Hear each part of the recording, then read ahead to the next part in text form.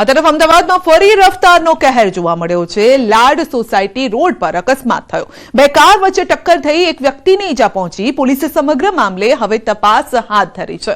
આપ જોઈ શકો છો, હજુ પરમ દિવસે જ એક અકસ્માત થયો હતો। એક ડ્રાઈવર પોટપાટ ઝડપે કાર હંકારતો હતો અને ત્યારબાદ ટોળાનો તે ભોગ બન્યો હતો અને તેનું ઘટનાસ્થળે મોત થયું હતું। અહીંયા ફરી એક વખત અકસ્માત સર્જાયો છે। બે કાર વચ્ચે અકસ્માત સર્જાયો છે। થાંભલાને જઈને આ અથડાઈ હતી કાર। मतलब એ છે કે કદાચ ઓવર સ્પીડ હોઈ શકે છે અથવા તો વ્યક્તિ નશામાં હોઈ શકે છે। ગાંધીનગર તપોવન સર્કલ પાસે પૂર ઝડપે આવતી કારે ટુ વ્હીલરને અડફેટે લેતા યુવતીનું મોત થયું છે। કાર ચાલક મોહિત ગુપ્તાએ પોલીસ સમક્ષ કબૂલાત કરી કે ઊંઘ આવી જતા અકસ્માત સર્જ્યો છે।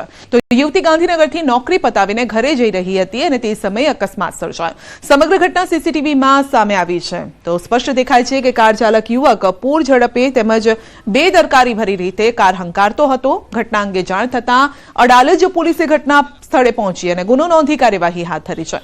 કાર ચાલક મોહિત ગુપ્તાની પોલીસે અટકાયત કરી છે અને કાર ચાલક અમદાવાદના સાઉથ બોપલનો હોવાનું સામે આવ્યું।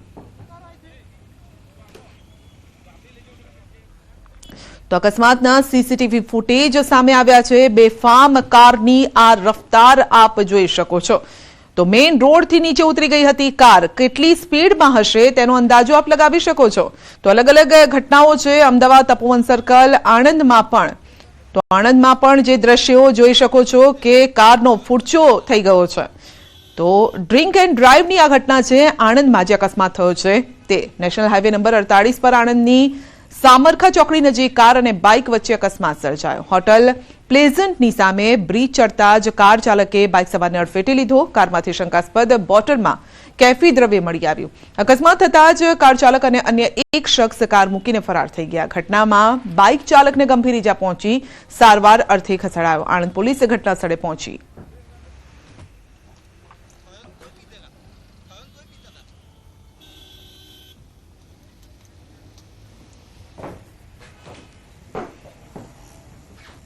બુલેટિનમાં આગળ વધીશું નાનકડા બ્રેક બાદ।